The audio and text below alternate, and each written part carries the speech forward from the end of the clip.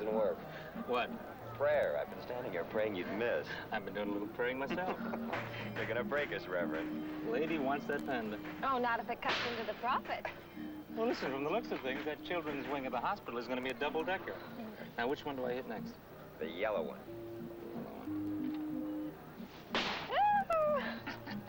Do you remember we just got out of college and went to that shooting gallery at the county fair? I remember the indigestion, yeah. Oh, indigestion, my foot. You won me a solid gold, imitation, gold-plated bracelet. And your wrist turned green before we left the fair. Right, but it was worth it. Ah, the beautiful couple the whole world was waiting for. Yeah, well, it was just a moment to grow from, Susan. Right, an interlude. A stopover on the way to truth and beauty through the Almighty. Why don't you try your luck? You tired of being a participant? You want to go back to the onlooker status? Ow! You haven't asked me about the Founders Luncheon. I was sure you'd tell me. Well, it went superbly. Absolutely superbly, except the ladies were disappointed. Why? Well, they expected Steve and Mr. Cord to act as host, but he had an appointment. Sounds like Mr. Cord is not being too cooperative, huh? Oh, he can't hold out indefinitely. The children's wing is just the beginning. There'll be other luncheons, other benefits. Be careful, Susan. You don't overextend yourself, huh? It might be worth it. Just to have the run of that house again. Darling, you really must have a look at it. I was trying to talk Mr. Cord into putting it up for sale. We couldn't afford to keep up the entry hall on my salary. That's exactly what he said, except a little more discreetly. That may be your one problem, Susan. Mr. Cord may just be too discreet to suit your purpose. Anything for sweet charity.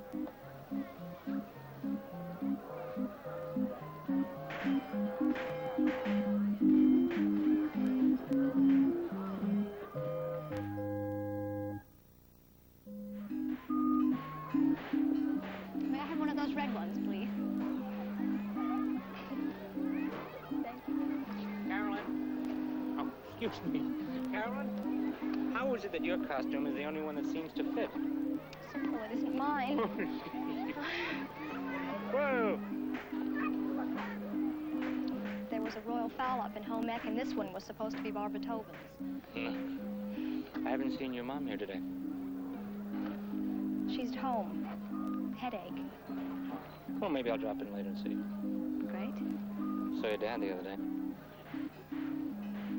He asked me if I'd... Excuse me. Customer.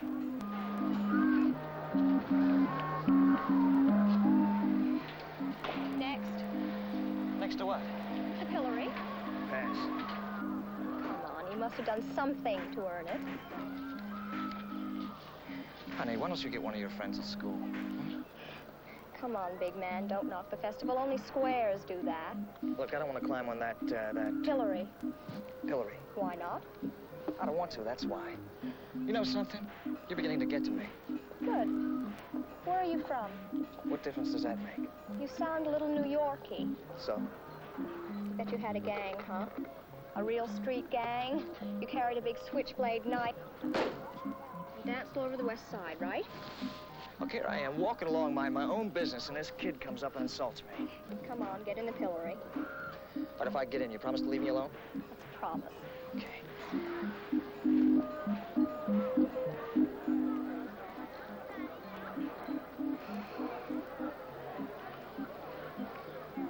What do I have to do? Just look contrite or defiant. Whichever. Now, how about uncomfortable?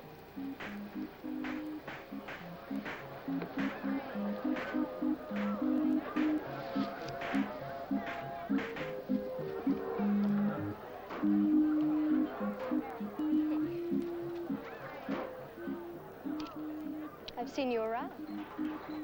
Great. You've seen me too, haven't you? No, Come on, we've passed each other 100 times. I didn't notice. Thanks, I really appreciate that. Well, I got things on my mind. You've seen me. Look, I told you, I've never seen you before.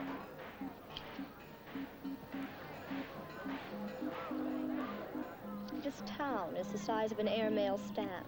Nobody misses anybody. What are you trying to prove?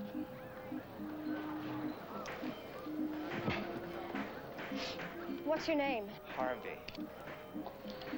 You're not a Harvey. What do you need me for? You come up with the questions, you come up with the answers.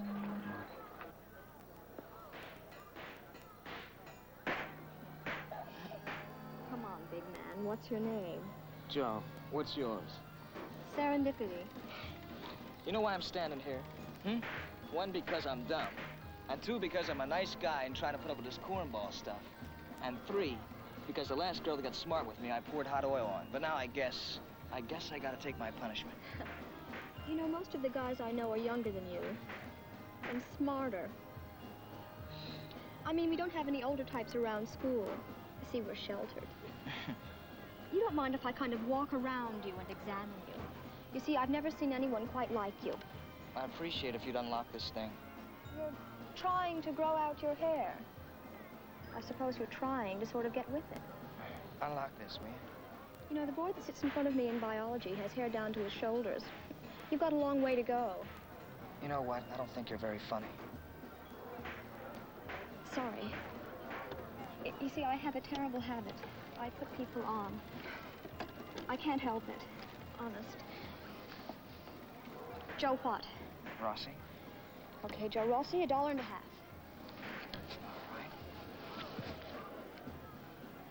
Keep the change. When do I get the pictures? I'll send them to you. If they turn out, I'd like to have them blown up. I mean, it's kind of a symbol. You mean standing in the pillory, taking your punishment? That's what I mean. I feel the same way about myself. Yeah? Get in. What? Get in there. Come on.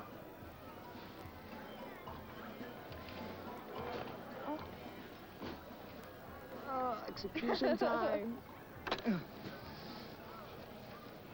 Hold it. Be very careful.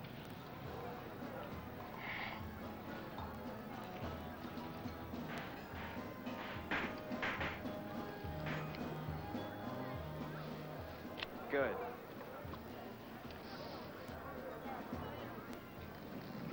What grade are you in?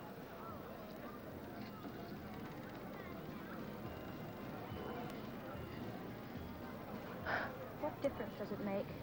How old are you? What difference does it make? Well, I don't want to go robbing the cradle. Then don't. Listen, I got my brother's sports car over there. Your older brothers? Listen, you want to take a ride down the wharf? I mean, that is, if you can get off. Oh, I can get off. Okay.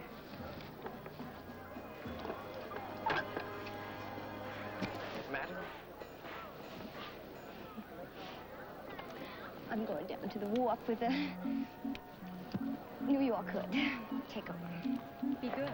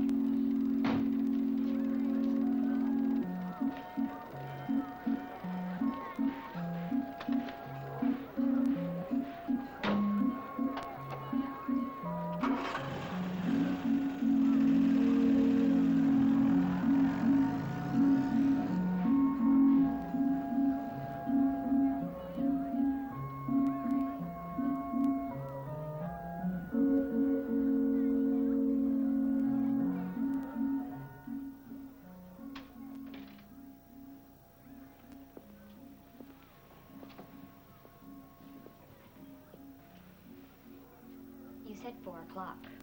The judge said 4 o'clock. Mrs. Carson's dressing room. I can wait outside. No.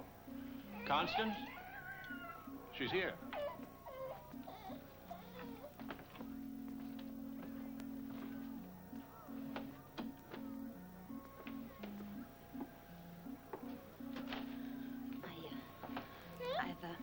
I've packed all our bottles and all the baby food we had left. Thank you. She's on whole milk now, so you won't have to bother with any formula. I never was any good at measuring that stuff. Let's see.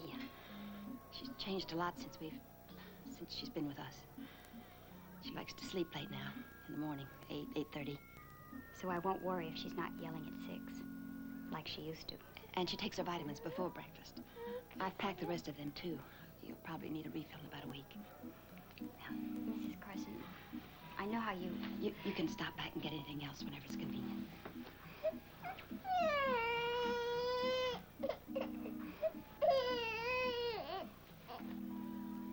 Jill, I can't condone what you did, but I do understand it. You loved Kelly and you did it for her. And you were right, your instincts were. She does need a home, a family. But don't try to do it alone. It gets so empty and lonesome that way. Find someone to help. Someone, Jill, who loved Kelly as much as you do. Mrs. Carson, I made myself a promise once that I'd never say I'm sorry to anybody for anything. Well, I'm breaking that promise today. I am sorry.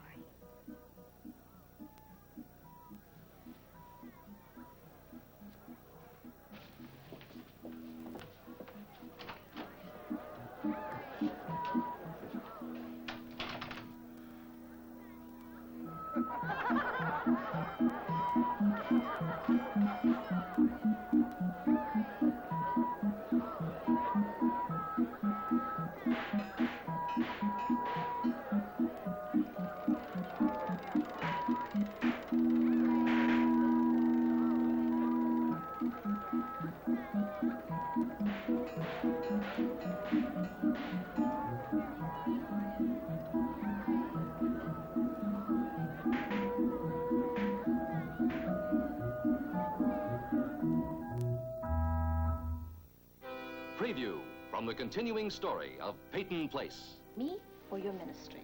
Can't have both. I'll give you such grounds for a divorce, you'll find it impossible to live with me. Won't be able to take it. How much longer are you going to stay here? I'm not going to be separated from my baby again. I can't tell you how thrilled I am you stopped by. Don't come again. You're a big girl. Yeah. Big girl is going to get treated like a big girl.